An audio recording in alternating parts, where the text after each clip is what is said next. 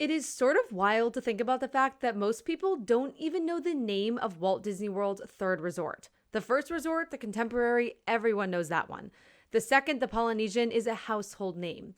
But the third resort that is located right by Magic Kingdom, the golf resort, this is a lost piece of Disney history that most people have never even heard of. And that is the topic of today's video. If you've been following along with my series for the past couple of months, you've seen that I've posted a lot about the Vacation Kingdom. We've covered Discovery Island and the Surf Machine and River Country. We've covered all of the original resorts and the greater plans that Disney had. But today's topic is an essential but forgotten piece of that. So let's dive into it. If you have never heard about the Vacation Kingdom, you obviously haven't been watching this series because I mention it constantly. It lives rent-free in my mind. The Vacation Kingdom was basically Disney's attempt to get guests to stay on site for longer. Because when Walt Disney World opened up, they only had one theme park, Magic Kingdom, but they wanted this to be a multi-day experience.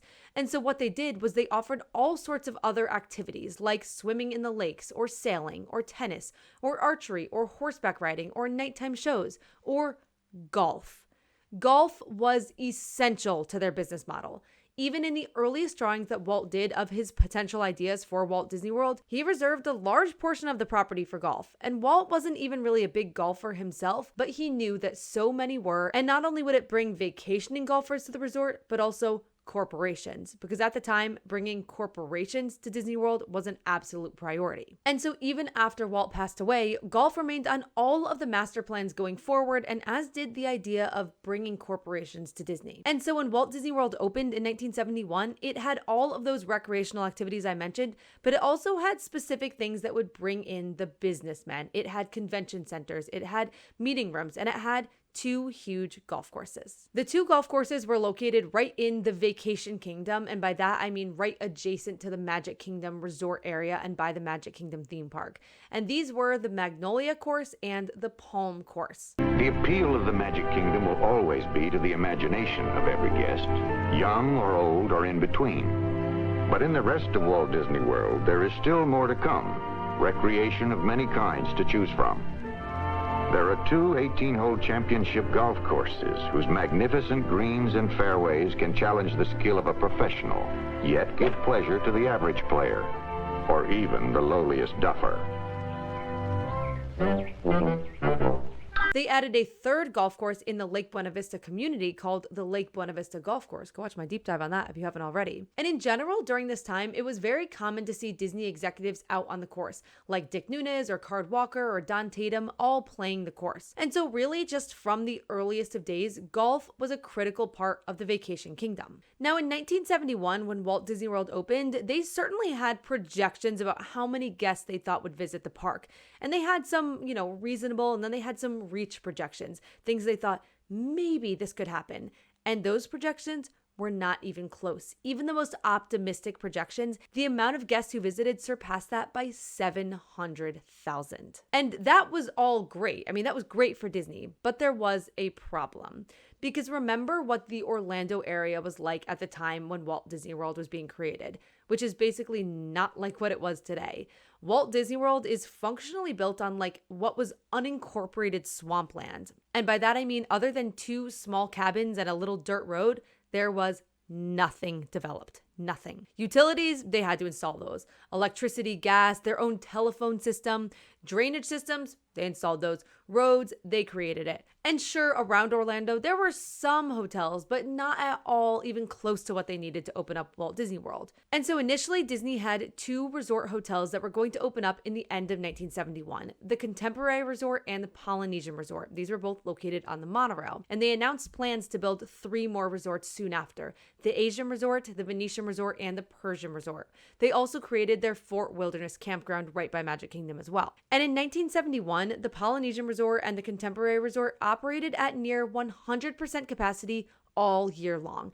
The Fort Wilderness Campground, too, was incredibly popular. In the nearby Orlando area, for reference, there are about 6,000 rooms at this time, so people were also staying in those resorts. But this was proving to be kind of a big problem because come early 1972, over 80% of the rooms at the Polynesian and the Contemporary were already reserved and booked. They also expanded the campground. They had 717 sites, and this too was very close to capacity. So Disney had an issue. Now, the Orlando area itself was also seeing this huge opportunity, and they were trying to keep up. They developed all sorts of resorts. In just about a year, they popped up close to 20,000 additional hotel rooms. But what the Disney company knew was what they said in their annual shareholder report. Recognizing that the public will always prefer to stay within the Vacation Kingdom site, the company will soon begin architectural work on a third theme resort, the Asian Hotel. And this would open in mid-1974. But truly, Disney could not wait for this new hotel to be built. I mean, not in the way that they were excited, although they were. They literally didn't have the time to wait. They needed to build new resorts, and the elaborately themed Asian hotel was going to take a lot of planning and a lot of time to build. They needed something sooner. And so what they decided to do was pop up a smaller, cheaper hotel right by Magic Kingdom. And we can see more about that hotel from the 1972 annual shareholder report. Walt Disney World, Year 2 and beyond. The golf resort villas will overlook the finishing holes of the Championship Palm and Magnolia golf courses. This new 153-room resort hotel will connect an expanded golf clubhouse and restaurant. Completion is expected during 1973. And construction began almost immediately, and that resort did in fact open up right in 1973, about 2 years after Disney World opened. So the golf resort added 150 rooms to the Disney inventory. Sure, that was small, but it was still helpful, and it meant that Disney was profiting. And here was how it was advertised and explained at the time. But the Magic Kingdom is only one part of Walt Disney World, and there are many kinds of vacation fun and recreation to choose from. First of all, there are two magnificent 18-hole championship golf courses for those so inclined. The brand new Golf Resort Hotel, with facilities to fit the needs of everyone in the family, as well as the golfer, is only a chip shot away from the first tee of either course. Now, if you ever had the chance to stay at the golf resort, please let me know in the comments. I'd love to hear more from your perspective, but I'm curious if you're going to agree with what a lot of the people who stayed there said. And that was, compared to the Contemporary and the Polynesian, in general, the golf resort had a much lower profile. And honestly, the fact that a lot of people have never even heard of the golf resort, even though it's steps away from Magic Kingdom, just kind of makes this statement true. Some of the reasons the golf resort was a little bit less popular was the fact that, first of all, the theming just wasn't as exciting as the Polynesian or the Grand Contemporary. Second of all, it wasn't on the monorail line, not as convenient, people didn't see it. In fact, the transportation, which I find sort of interesting, you actually took a bus between the golf resort and the Polynesian resort, where then you could get on either a bus or the monorail. Just like the other resorts, the golf resort did really want to offer all sorts of amenities to their guests. But those amenities in the early days really catered more specifically towards golfers and in many times corporate businessmen who were visiting. So here's what they offered originally. The Trophy Room. This was the primary restaurant of the resort, which included late night fondue and entertainment each night. There was also the Players Gallery, which was a bar with a fairway view, the Sand Trap, which was a poolside bar and grill, and the first heated swimming pool at Disney. There was a pro shop for both men and women. Woo, win for the women there. Golf Gifts and Sundries, which is a gift shop. Obviously, the two golf courses, as well as a putting green, a driving range, and 2 lighted tennis courts. And by far, one of the greatest amenities that people still talk about today was the fact that the rooms were oversized, much larger than the Contemporary or the Polynesian resort rooms. The year is 1973. Disney sees so much potential for this property. They're planning these new resorts. They're planning all sorts of new rides like Space Mountain and Big Thunder Railway. They are so excited. But then something hits the world, basically, and that was the oil embargo of 1973. The oil embargo basically made Americans very nervous to travel because gas was hard to get and it was expensive, and they were worried that if they traveled far distances in their automobiles, they wouldn't be able to get home. And what this meant was for Disney, tourism dropped. And Disney did pretty quickly recover and bounce back. Honestly, the impact didn't last all that long. By 1975, all 3 Disney resorts had an occupancy rate of 95%, but it did have a lasting impact on the company in the way that first, there were several things that were cut, and second, it made the Disney company scared. When Walt Disney passed away in 1966, Walt, the dreamer who was spearheading the idea for Walt Disney World, Roy Disney, his brother, was able to take over and bring this to completion. And Walt Disney World, in many, many, many ways, was a huge risk. But with Walt and Roy leading the charge, that wasn't that big of a deal. But then Roy Disney, Walt's brother, passed only a few months after Magic Kingdom opened in 1971. New leadership came in, and they did not have the same feeling as Walt and Roy. To be honest, they were scared, especially after this 1973 oil embargo. Their park was doing so well, and for a second it seemed like that could all be snatched away. And so what they did was they basically pulled back on everything. They were scared. They didn't want to make mistakes. They didn't want to take risks. And so things like that huge, elaborate Asian resort, yeah, that was not something that they were going to do at the time. And so Disney put a pause on building any new resorts for many, many, many years, over a decade. Now, from a theme park standpoint, things were looking pretty good at this time. After the whole issue with the oil embargo, the Disney parks bounced back. By 1976, they were celebrating the bicentennial of the United States in the parks, and it was pretty elaborate. So things were looking good here. Epcot was also being developed, and then for the hotels, occupancy in 1976 remained pretty high, with the resorts at an average of 97%. They expanded the Polynesian resort, they added a second pool, they added more campsites. 1 year later, 1977, all three resorts, Contemporary, Polynesian, Golf, had a combined occupancy of 98%. In 1978, that trend continued with the resorts almost at capacity and small expansions made at the Lake Buena Vista community, which we covered in one of our deep dives. My point with all of these numbers is the fact that the Disney parks and the Disney resorts were doing very well. The golf resort was popular. I don't want to imply that it wasn't popular because the numbers show that it was. But from a golf resort perspective, it wasn't really anyone's first choice, not like the Contemporary or the Polynesian. More often, people stayed in the golf resort because those other resorts were not available. Just even with theming, it didn't really just have the same allure that the Poly or the Contemporary had. But in 1981, we finally get a little bit of work that might happen to this small and forgotten golf resort. Epcot was about to open, and that meant that many, many, many more tourists would be flooding into Walt Disney World.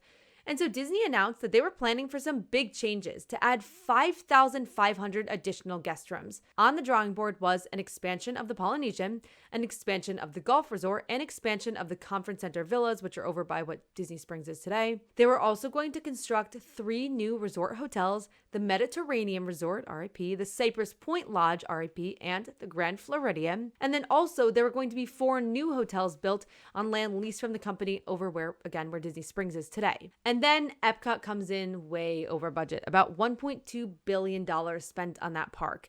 And the Disney executive team is struggling, and they're saying they might quit the movie making business, and things are just crazy, crazy, crazy with the company. And what didn't make sense at that time was huge investments in resorts. And basically it was a balance for the Disney company of spending money to get more guests in, but not spending too much money because they didn't have that money to spend. Enter Michael Eisner, the new CEO of Disney. And Michael Eisner came in prepared to shake things up a little bit. Huge, huge, huge Michael Eisner fan, if you guys didn't know that already. I will do a deep dive about him because I just think he was a genius in so many ways. And Michael Eisner, I'm paraphrasing here, looked at the Disney company and said, eek, like, the movie business, why are you saying you might want to quit the movie business?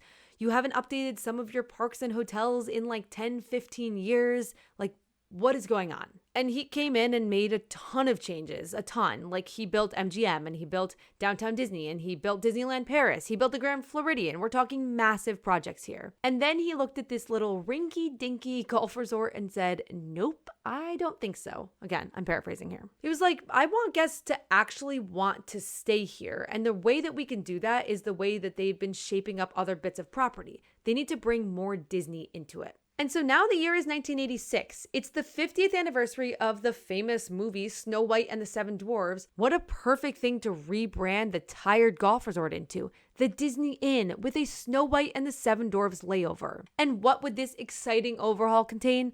Not actually that much. Here's how they described it. Get away from it all at the beautiful Disney Inn in the heart of the Walt Disney World Resort. The Disney Inn features every possible vacation pleasure, from swimming, tennis, and golf on 2 championship courses, to the fine dining experiences of the Garden Gallery. Did you catch that first sentence? Get away from it all? Despite a somewhat exciting name change and a rebrand, Disney was still marketing this as a resort that was kind of just out of the way for those looking for a quiet atmosphere. Now, to get into a little bit more about what the overlay actually included, they had Sleepy, one of the 7 dwarves, on the front sign, and they renamed a lot of those old locations. Now there was Happy's Hollow, and that included the Diamond Mine snack bar and an arcade. They had the Magic Mirror Health Club. They had the Wee Bits Play Yard, which I think is maybe left over from the golf resort. If that's a 7 Dwarfs thing, I'm not understanding it. And the rooms received a very subtle updating.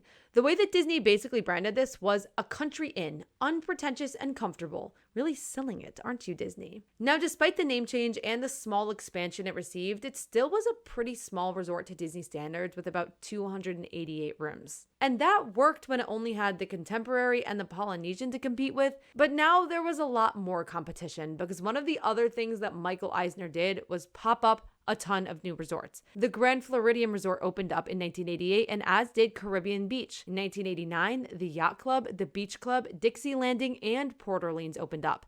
In the early 1990s, all 3 All-Stars, All-Star Movies, All-Star Sports, and All-Star Music opened up. This was 6 new resorts. Basically, the Disney Inn was a sinking ship, and Disney didn't know what to do. But rescue came from a rather unlikely person. In the early 1990s, U.S. Army officials decided it was time to build a new Army recreation center in the continental United States. And according to a survey from soldiers, Orlando was the #1 spot they wanted this in. And so the U.S. Army put an advertisement in the Orlando Sentinel newspaper. They're looking for a hotel within 20 miles of Disney World with 300 to 700 rooms, a restaurant, and a pool. This hotel would be the military's only rest and relaxation spot in the entire continental United States. They received over 40 responses, one of which was from Disney, who was thanking the heavens that this opportunity just fell in their laps. And eventually it was decided that Disney was the right person to work with, and so the Disney Inn was leased out. And after negotiations were completed, Shades of Green opened on February 1st of 1994. The Department of Defense leased the resort and the land it sits with a 100-year lease. There was a very long process for deciding what to call the new resort, because it had to be both acceptable to the Army officials and to Disney. At the time, all branches of the military wore some sort of green utility battle dress uniform, and so it was decided to call the resort Shades of Green to refer to the different shades of green in the various service uniforms, and also because it sits right between Disney's 2 golf courses, so really the perfect name. The resort was so successful and popular that they actually decided to just purchase it outright in 1996. Disney still owns over 30 acres of the kind of underlying property, but the resort itself is owned by the Army. It's kind of a cool concept. Shades of Green is a self-sustaining resort, so no outsider or taxpayer funds are used in its operation or upkeep. Now today, Shades of Green still exists. Shades of Green is truly located so close to Magic Kingdom, but like 90% of the people who visit have no idea it's even there. Only active or retired members of the U.S. military are able to go and stay there as hotel guests, but anyone can visit. And in fact, there's a pretty big population of people who do visit on a frequent basis because those golf courses are still there, as is the pro shop, as is a couple of the dining options where a lot of golfers find themselves at pretty often. I actually had the opportunity to visit Shades of Green a couple of years ago when I wanted to go to the pro shop and take a look at the Disney golf things, and it was very interesting. What I find is that resort feels a little bit disjointed with the golf being there and then the US military presence. It is an interesting concept, but it all makes sense when you dive into the history. And that is all I have for you today. This really was one of the final pieces of the original Vacation Kingdom, guys. All of the deep dives on the Vacation Kingdom have been honestly one of my favorite things with content I have ever covered in my 7-8 years of making content. But it's time. It is time to get into the theme parks, which is probably why most of you would come to a Disney YouTube channel to learn about the theme parks. And instead we focus on everything but the theme parks for 6 months now. Magic Kingdom opened in 1971. Epcot opened 11 years later. These parks are fascinating. They have so much lore, and that's what we're going to talk about next. But until then, be sure to follow along on Instagram and TikTok, and also check out our brand new podcast, which will be dropping every single Thursday on YouTube. And thanks for watching. I will see you next time. Bye.